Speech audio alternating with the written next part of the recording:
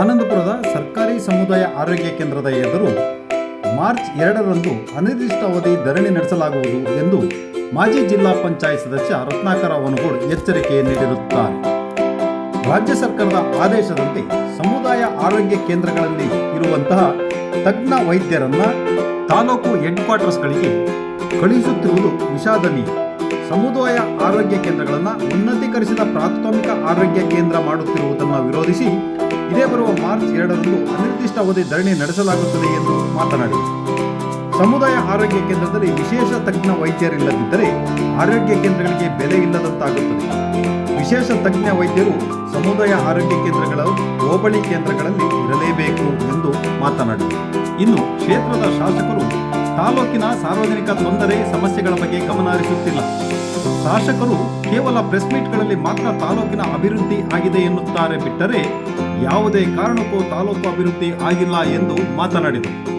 ಈ ಸಂದರ್ಭದಲ್ಲಿ ಆನಂದಪುರ ಗ್ರಾಮ ಪಂಚಾಯಿತಿಯ ಮಾಜಿ ಅಧ್ಯಕ್ಷರಾದ ಗುರುರಾಜ್, ಮೋಹನ್ ಕುಮಾರ್ ಹಾಗೂ ಮಂಜು ಮೂರ್ಕಟ್ಟೆ, ಕೃಷಿ ಪತ್ತಿನ ಸಹಕಾರ ಸಂಘದ ಸದಸ್ಯರು ಹಾಗೂ ಗ್ರಾಮ ಪಂಚಾಯತ್ ಸದಸ್ಯರಾದ ಮೋಹನ್ ಕುಮಾರ್, ಪ್ರಮುಖರಾದ ಸುಬ್ರಹ್ಮಣ್ಯ ಉಪಸ್ಥಿತರಿದ್ದರು.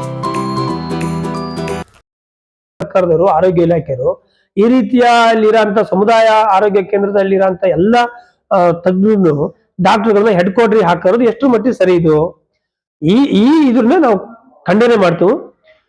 ಇದ್ರ ಆದೇಶದ ವಿರುದ್ಧ ಈ ಆದೇಶವನ್ನ ಹಿಂಪಡೆಯದೆ ಹೋದ್ರೆ ನಾವು ಇದೇ ತಿಂಗಳು ಮಾರ್ಚ್ 2ನೇ ತಾರೀಕು ಇದೇ ನಮ್ಮ ಆನಂದಪುರದ ಸಮುದಾಯ ಆರೋಗ್ಯ ಕೇಂದ್ರದ ಆಸ್ಪತ್ರೆ ಎದುರುಗಡೆ ಸಾರ್ವಜನಿಕವಾಗಿ ಎಲ್ಲರೂ ಇದರಲ್ಲಿ ಪಕ್ಷಾತೀತವಾಗಿ ಎಲ್ಲ ಸಾರ್ವಜನಿಕರು ಸೇರಿ ನಾವು ಜಿಲ್ಲಾ ಮಟ್ಟದ ಮತ್ತೆ ತಾಲೂಕು ಮಟ್ಟದ ಅಧಿಕಾರಿಗಳು ಇಲ್ಲಿ ಬಂದು ಇಲ್ಲಿ ಇರೋ ಅಂತ ಡಾಕ್ಟರ್ಗಳನ್ನ ನಾವು ಇಲ್ಲೇ ಮುಂದುವರಿಸ್ತು.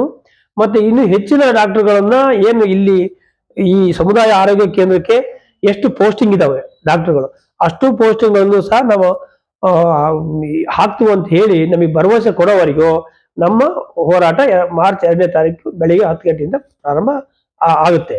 ಈಗೇನು ರಾಜ್ಯ ಸರ್ಕಾರ ಒಂದು ಆರೋಗ್ಯ ಇಲಾಖೆಯಲ್ಲಿ ಸಮುದಾಯ ಆರೋಗ್ಯ ಕೇಂದ್ರಗಳಿಗೆ ಒಂದು ತಿಂಗಳಿಗೆ 30 ಹೆರಿಗೆಗಳು ಎಲ್ಲಿ ಆಗಲ್ಲ ಅಲ್ಲಿ ಇದ್ದಂತ ಹೆರಿಗೆ ಡಾಕ್ಟರ್ ಮತ್ತೆ ಮಕ್ಕಳ ಡಾಕ್ಟರ್ನ ಮತ್ತೆ ಏನು ನುರಿತ ವೈದ್ಯರು ಇದ್ರು ಅವ್ರು ಎಲ್ಲರನ್ನೂ ಸಹ ತಾಲೂಕಿನ ಹೆಡ್ ಕ್ವಾರ್ಟರ್ಗೆ ಹೋಗ್ಬೇಕು ಅಂತೇಳಿ ಆಲ್ರೆಡಿ ಈಗಾಗಲೇ ಆದೇಶ ಮಾಡಿ ಕೌನ್ಸಿಲಿಂಗು ಆಗಿ ಕೆಲವು ಕಡೆ ಪ್ಲೇಸು ತೋರಿಸಿದ್ದಾರೆ.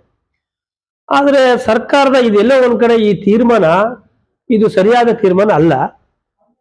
ಇಲ್ಲಿ ಎಲ್ಲ ಒಂದ್ ಕಡೆ ತಪ್ಪು ಮಾಹಿತಿಯಿಂದ ಈ ರೀತಿ ಆಗಿದೆ ಅಂತ ನಮ್ಮ ಅಭಿಪ್ರಾಯ. ಇಲ್ಲಿ ನೋಡಿ, ಉದಾಹರಣೆ ನಮ್ಮ ಆನಂದಪುರ ಇದು ರಾಜ್ಯಕ್ಕೆ ಅನ್ವಯ ಆಗಿದೆ ಅಂತ ಒಂದು ಆದೇಶ ಮಾಡಿದ್ದಾರೆ. ನಮ್ಮ ಆನಂದಪುರದಲ್ಲಿ ತಿಂಗಳ 10-15 ಹೆರಿಗೆಗಳು ಆಗ್ತಾ ಇದಾವೆ. ಆದ್ರೆ ಹೆರಿಗೆ ಪೇಷಂಟ್ಗಳು ತಿಂಗಳಿಗೆ 100 ಜನ ಇದ್ದಾರೆ. ಆದರೆ ಹೆರಿಗೆಗಳು ಇಲ್ಲಿ ಒಂದು 15ರಿಂದ 20 ಹೆರಿಗೆಗಳು ಆಗ್ತಾ ಇದಾವೆ. ಅದು ಯಾಕಾಗಿ ಅಂದ್ರೆ ಇಲ್ಲಿನ ಕೆಲವೊಂದಿಷ್ಟು ಸೌಲಭ್ಯಗಳು ಕಮ್ಮಿ ಇದಾವೆ. ಡಾಕ್ಟರ್ಗಳಿದ್ದಾರೆ, ಆದ್ರೆ ಇಲ್ಲಿ ಹೆರಿಗೆ ಆಗಿ 1-2 ದಿವಸ ಅಥವಾ ಒಂದು ವಾರಗಟ್ಟಲೆ ಇಲ್ಲಿ ಇರೋ ಅಂತ ಸಂದರ್ಭ ಬಂದಾಗ ಒಂದಿಷ್ಟು ಅನುಕೂಲತೆ ನೋಡೋಂಥವ್ರು ಇಲ್ಲಿ ಚೆಕಪ್ ಮಾಡ್ತಿದ್ರೆ ಹೆರಿಗೆ ಆಗಂತ ಟೈಮಲ್ಲಿ ಸಾಗರನೋ ಅಥವಾ ಶಿವಮೊಗ್ಗನ ಹೋಗ್ತಾ ಇದ್ದಾರೆ. ಆದ್ರೆ ಇದೊಂದೇ ಕಾರಣ ಹಿಡ್ಕೊಂಡು ಇವರು ರಾಜ್ಯ ಸರ್ಕಾರದವರು, ಆರೋಗ್ಯ ಇಲಾಖೆಯವರು ಈ ರೀತಿಯಲ್ಲಿರೋಂಥ ಸಮುದಾಯ ಆರೋಗ್ಯ ಕೇಂದ್ರದಲ್ಲಿರೋಂಥ ಎಲ್ಲ ತಜ್ಞರು ಡಾಕ್ಟರ್ಗಳನ್ನ ಹೆಡ್ ಕ್ವಾರ್ಟರ್ ಹಾಕೋದು ಎಷ್ಟು ಮಟ್ಟಿಗೆ ಸರಿ ಇದು?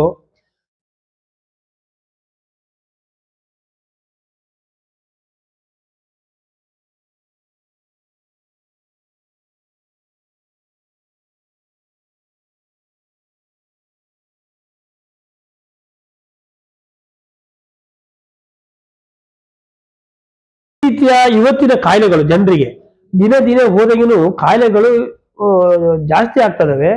ಆದ್ರೆ ಸರ್ಕಾರ, ಆರೋಗ್ಯ ಇಲಾಖೆ ಮತ್ತೆ ಸರ್ಕಾರ ಎಲ್ಲ ಒಂದ್ ಕಡೆ ಜಾಸ್ತಿಯ ಇನ್ನೂ ನುರಿತ ವೈದ್ಯರುಗಳನ್ನ ಇಂತಹ ಸಮುದಾಯ ಆರೋಗ್ಯ ಕೇಂದ್ರಗಳಿಗೆ ಹಾಕ್ಬೇಕು.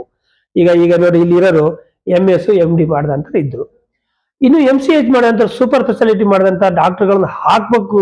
ಬಿಟ್ರೆ ಹಾಕಿದಂತ ಡಾಕ್ಟರ್ನ ತೆಗೆದು ತಾಲೂಕ್ ಹೆಡ್ ಕ್ವಾರ್ಟರ್ ಹಾಕಿದ್ರೆ ಎಲ್ಲ ಒಂದ್ ಕಡೆ ಇಲ್ಲಿನ ಸ್ಥಳೀಯವಾಗಿ ಗ್ರಾಮೀಣ ಈಗ ಇಲ್ಲಿ ಬರೋರು ಯಾರು? ಎಲ್ಲ ಬಡವರು ಬರೋಂತ ರೋಗಿಗಳಿಗೆ ಇವರು ಈ ರೀತಿಯ ಸಿಗೋಂತ ಸೌಲಭ್ಯಗಳನ್ನ ಕಡಿತ ಮಾಡಿ ತಾಲೂಕ್ ಹೆಡ್ ಕ್ವಾರ್ಟರ್ ಹೋಗಿ ಮಾಡಿದ್ರೆ ಎಷ್ಟು ಮಟ್ಟಿ ಸರಿ?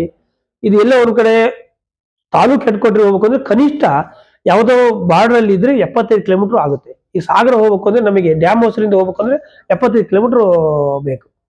ಅಲ್ಲಿಂದ ಹೋಗೋದ್ರೊಳಗನೆ ಮಕ್ಕಳು ಏನಾದ್ರು ಆರೋಗ್ಯದಲ್ಲಿ ವ್ಯತ್ಯಾಸಗಳಾದ್ರೆ ಅಥವಾ ಗರ್ಭಿಣಿಯರಿಗೆ ಹೆರಿಗೆ ಅಂತ ಟೈಮ್ ಅಂತ ಬಂದಾಗ ಅಲ್ಲಿಂದ ಹೋಗೋವರೆಗೂ ಇರ್ಬೇಕು. ಆರೋಗ್ಯದಲ್ಲಿ ವ್ಯತ್ಯಾಸ ಆದ್ರೆ ಯಾರು ಕಾರಣ?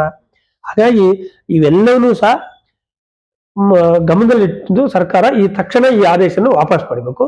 ಇಲ್ಲ ಹೋದ್ರೆ ನಾವಂತೂ ಇದು, ಯಾಕಂದ್ರೆ ಇಡೀ ರಾಜ್ಯದ ಸಮಸ್ಯೆ ಇದು, ಇಲ್ಲಿ ನಾವು ಪಕ್ಷಾತೀತವಾಗಿ ಸಾರ್ವಜನಿಕವಾಗಿ ಇದನ್ನ ಹೋರಾಟ ಮಾಡ್ತು. ನಮ್ಮ ತಾಲೂಕಿಗಂತೂ, ನಮ್ಮ ಆನಂದಪುರಕ್ಕಂತೂ ಡಾಕ್ಟರ್ಗಳನ್ನ ಯಾವುದೇ ಕಾರಣಕ್ಕೂ ನಾವು ಹೊರಗಡೆ ಹೋಗಕ್ಕೆ ಬಿಡಲ್ಲ.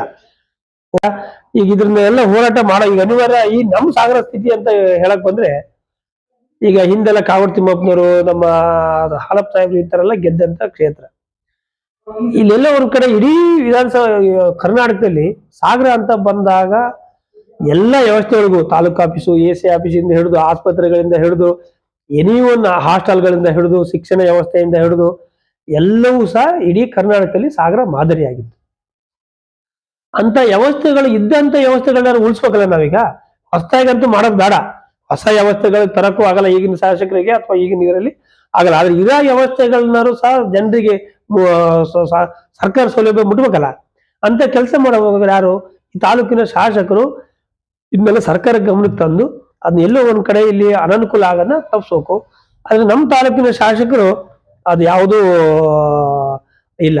ಅವ್ರೇನಿದ್ರು ಸ್ವಲ್ಪ ಅವರ ಈ ಫ್ಲೆಕ್ಸಿಗಳ ಮೇಲೆ, ಆಮೇಲೆ ಜಾತ್ರೆಯಲ್ಲಿ ಯಾರು ಎಷ್ಟು ಜನ ಫ್ಲೆಕ್ಸಿ ಹಾಕಿದ್ದಾರೆ, ಇನ್ನು ಅನಂತಪುರ ಜಾತ್ರೆಗೆ ಎಷ್ಟು ಜನ ಹಾಕ್ತಾರೆ ಅವ್ರ ಕಡೆಯವರು, ಎಲ್ಲಿ ಹಾಕಿಲ್ಲ, ಎಲ್ಲಿ ಹಾಕ್ಸ್ಬೇಕು ಅದ್ರ ಒಳಗಿದ್ದಾರೆ. ಮತ್ತೆ ಎಲ್ಲಿ ಕಾಮಗಾರಿಗಳು ಆಗ್ತವೆ ಅದು ಅವ್ರು ಬಂದು ಇಲ್ಲ ನಮ್ಮ ಹತ್ರ. ಅಧಿಕಾರಿಗಳು, ಇನ್ನು ಹೊಸ ಅಧಿಕಾರಿಗಳು ಯಾರು ಬರ್ತಾರೆ ಅವ್ರು ನಮ್ಮ ಹತ್ರ ಬರೋದು ಏನಾರು ಬಂದಿದ್ದಾರೆ ಏನೋ ಅಂತೇಳಿ ಈ ರೀತಿಯಲ್ಲಿ ತೊಡಗಿದ್ದಾರೆ ಬಿಟ್ರೆ, ಆದ್ರೆ ಇಲ್ಲಿ ತಾಲೂಕಿನ ಒಂದು ಕಂದಾಯ ಇಲಾಖೆಯಲ್ಲಿ ಆಗುವಂತ ಸಾರ್ವಜನಿಕ ಅನಾನುಕೂಲಗಳು ಫಾರೆಸ್ಟ್ ಇಲಾಖೆಯಿಂದ ಇರ್ಬೋದು, ಪೊಲೀಸ್ ಇಲಾಖೆಯಿಂದ ಇರ್ಬೋದು, ಅಥವಾ ಈ ರೀತಿಯ ಆರೋಗ್ಯ ಇಲಾಖೆಯಿಂದ ಏನೇನು ಸಮಸ್ಯೆಗಳಾಗ್ತವೆ ಈ ರೀತಿಯ ಕಾನೂನುಗಳಿಂದ ಅಂತ ಹೇಳಿ ಅದ್ರ ಬಗ್ಗೆ ಗಮನ ಯಾವುದೇ ರೀತಿಯಲ್ಲಿ ಹರಿಸಿಲ್ಲ. ಅವರು ಪ್ರೆಸ್ ಮೀಟ್ ಅಲ್ಲಿ ಮಾತ್ರ ಅಭಿವೃದ್ಧಿ ಆಗ್ತಾ ಇದೆ ಅಂತ ಹೇಳದ್ ಬಿಟ್ರೆ ಈ ತಾಲೂಕಲ್ಲಿ ಯಾವುದೇ ಕಾರಣಕ್ಕೂ ಅಭಿವೃದ್ಧಿ ಆಗ್ತಾ ಇಲ್ಲ. ಏನು ಹಾಲಪ್ಪನವರು ಕಾಲದಲ್ಲಿ ಏನು ಅಭಿವೃದ್ಧಿ ಆಗಿತ್ತು, ಕಾವಡ್ ತಿಮ್ಮಪ್ಪನವ್ರ ಕಾಲದಲ್ಲಿ ಏನು ಅಭಿವೃದ್ಧಿ ಆಗಿತ್ತು ಅದು ಹೊರತುಪಡಿಸಿ ಇವರ ಕಾಲದಲ್ಲಿ ಕಣ್ಣಿಗೆ ಕಾಣೋ ಅಂತ ಅಭಿವೃದ್ಧಿಗಳು ಎಲ್ಲೂ ಸಹ ಆಗ್ತಾ ಇಲ್ಲ. ಈ ಟೈಮಲ್ಲಿ ಕುಡಿಯೋ ನೀರು ಅದೆಲ್ಲ ಮುಂಜಾಗ್ರತವಾಗಿ ನೋಡಿ ಹೇಳ್ಬೇಕು. ಆದ್ರೆ ಸಹ ಅದು ಯಾವುದೂ ಶಾಸಕ ಗಮನದಲ್ಲಿ ಇಲ್ಲ. ಇಲ್ಲಿನ ಅಧಿಕಾರಿಗಳು ಅನಿವಾರ್ಯ ಆತರ ಆಗ್ಬಿಟ್ಟಿದ್ದಾರೆ. ಯಾಕಂದ್ರೆ ಶಾಸಕರ ಜವಾಬ್ದಾರಿ ಇಲ್ಲ ಅಂತಾರೆ, ಅಧಿಕಾರಿಗಳಿಗೆ ಸಲಹೆ ಕೊಡೋದು ಬಿಟ್ರೆ ಏನಾಗುತ್ತೆ. ಹಾಗಾಗಿ ಅಧಿಕಾರಿಗಳು ಸಹ ಇವತ್ತಿನ ಅಧಿಕಾರಿ, ಕೆಲವೊಂದಿಷ್ಟು ಜನ ಅಧಿಕಾರಿಗಳು, ನನ್ನ ಎಲ್ಲರನ್ನೂ ಹೇಳಲ್ಲ, ಒಂದಿಷ್ಟು ಜನ ತಿಂಗಳ ಮೀಟಿಂಗ್ ಮಾಡಿ ಅವರಿಗೆ ಪ್ರೋಗ್ರೆಸ್ ಕೊಟ್ರೆ ನೀವು ತೋರಿಸ್ಬೇಕು ಅಂದ್ರೆ ಮಾಡಲ್ಲ. ಇವ್ರಿಗೆ ಅವ್ರನ್ನ ಕೇಳದೆ ಹೋದ್ರೆ ಕೆಲಸ ಮಾಡ್ತಾರ? ಕೆಲಸ ತಗೊಳ್ಳೋದು ತಾಲೂಕಿನ ಶಾಸಕರ ಕೈಯಲ್ಲಿದೆ. ಯಾಕಂದ್ರೆ ಸ್ಥಳೀಯ ಚುನಾವಣೆಗಳಿದ್ದು, ಜಿಲ್ಲಾ ಪಂಚಾಯತಿ, ತಾಲೂಕ್ ಪಂಚಾಯತಿ ಇದ್ದಿದ್ರೆ ಅವರವರು ಎಲ್ಲ ಒಂದ್ ಕಡೆ ಅಧಿಕಾರಿಗಳಿಗೆ ಹೇಳಿ ಕೆಲಸ ಮಾಡ್ತಿದ್ರು. ಈಗ ಅವ್ರು ಯಾರು ಇಲ್ಲ. ಈಗ ಮೊನ್ನೆ ಈಗಾಗಲೇ ಫೆಬ್ರವರಿಯಲ್ಲಿ ನಮ್ಮ ಗ್ರಾಮ ಪಂಚಾಯತಿಗಳು ಸಹ ಮುಗಿದೋಯ್ತು, ಅದ್ರ ಚುನಾವಣೆನೂ ಆಗಿಲ್ಲ. ಹಾಗಾಗಿ ಎಲ್ಲ ಒಂದ್ ಕಡೆ ಇದೆಲ್ಲದು ಶಾಸಕರು ಹೇಳಿ ಜವಾಬ್ದಾರಿಯಿಂದ ಮಾಡಿಸ್ಬೇಕಾಯ್ತೀವಿ. ಯಾವ ಸ್ಥಳೀಯ ಜನಪ್ರತಿನಿಧಿಗಳು ಇಲ್ಲದೆ ಇರೋದ್ರಿಂದ ಈ ನಮ್ಮ ಶಾಸಕರಿಗೆ ಆ ಜವಾಬ್ದಾರಿ ಯಾವುದೂ ಸಹ ಇಲ್ಲ. ಮುಂದಿನ ದಿನಗಳಲ್ಲಿ ಅನಿವಾರ್ಯ ನಾವು ಹಾಲಪ್ಪನವರ ನಾಯಕತ್ವದಲ್ಲಿ, ಅವ್ರ ನೇತೃತ್ವದಲ್ಲಿ ಇಂಥವಕ್ಕೆಲ್ಲರೂ ಸಹ ಕ್ರೋಢೀಕರಿಸಿ ಹೋರಾಟ ಮಾಡಿ ನಾವು ನ್ಯಾಯ ಕೊಡ್ಸೋ ಅಂತ ಕೆಲಸ ಮಾಡ್ತೀವಿ. ಈಗಾಗಲೇ ನಮ್ಮ ನಾಯಕರು ಹಾಲಪ್ಪನವರು ಸಹ ಸಾಕಷ್ಟು ಕಡೆ ಫಾರೆಸ್ಟ್ ಇಲಾಖೆಯಲ್ಲಿ ತೊಂದರೆ ಕೊಟ್ಟಂತಲ್ಲಿ, ಕಂದಾಯ ಇಲಾಖೆಯರು, ಪೊಲೀಸ್ ಇಲಾಖೆಯರು, ಎಲ್ಲ ಇಲಾಖೆಯರು ಎಲ್ಲಿ ಸಾರ್ವಜನಿಕವಾಗಿ ತೊಂದರೆ ಕೊಡ್ತಾರೆ ಅಲ್ಲಿ ಹೋಗಿ ಅಲ್ಲಿ ಸಂಬಂಧಪಟ್ಟಂತ ಅಧಿಕಾರಿಗಳಿಗೆ ಹೆದರಿಸಿ ಹೇಳಿ ಅದಕ್ಕೆ ಒಂದು ವೇಳೆ ಸರ್ಕಾರಕ್ಕೆ ಹಂತದಲ್ಲಿ ಮಾತಾಡ್ಬೇಕು ಅಲ್ಲಿ ಮಾತಾಡ್ತೀನಿ ಅಂತ ಹೇಳಿ, ಯಾವುದೇ ಕಾರಣಕ್ಕೂ ಸಾರ್ವಜನಿಕರಿಗೆ ತೊಂದರೆ ಆಗ್ಬಾರ್ದು ಅಂತೇಳಿ ಆ ನಿಟ್ಟಿನಲ್ಲಿ ಹೇಳಿ ಅದನ್ನ ಸರಿಪಡಿಸುವಂತ ಕೆಲಸ ಮಾಡಿದ್ದಾರೆ. ಆದ್ರೆ ಹಾಲಿ ಇರೋಂಥ ಶಾಸಕರು ಮಾಡೋ ಅಂತ ಕೆಲಸನ ಇವತ್ತು ಮಾಜಿ ಶಾಸಕರು ಸಚಿವರು ಮಾಡ್ತಾ ಇದ್ದಾರೆ. ಕಾಗೋಡು ತಿಮ್ಮಪ್ಪನವರೇ ಸರ್ಕಾರ ಹಂತಕ್ಕೆ ಮತ್ತೆ ಈ ಕ್ಷೇತ್ರದ ಬಗ್ಗೆ ಒಂದಿಷ್ಟು ಗಮನ ಹರಿಸಿ ಮಾಡ್ತಾ ಇದ್ರು. ಹಾಗಾಗಿ ಆ ನಿಟ್ಟಿನಲ್ಲಿ ಇವತ್ತು ಮತ್ತೆ ಈಗ ನಾವು ಹಾಲಪ್ಪನವರೇ ಇವತ್ತು ಅದನ್ನ ಆ ರೀತಿ ಗಮನ ಹರಿಸ್ತಾ ಇದ್ದಾರೆ, ಮಾಡ್ತೀವಿ. ಯಾಕಂದ್ರೆ ಈ ಸರ್ಕಾರದಿಂದ ಮತ್ತೆ ಈ ಶಾಸಕರಿಂದ ಯಾವುದೇ ಕಾರಣಕ್ಕೂ ಇವತ್ತಿನ ಸ್ಥಿತಿ ಒಳಗೆ ಸಾರ್ವಜನಿಕರಿಗೆ, ಬಡವರಿಗೆ ನ್ಯಾಯ ಸಿಗಲ್ಲ. ಎಲ್ಲ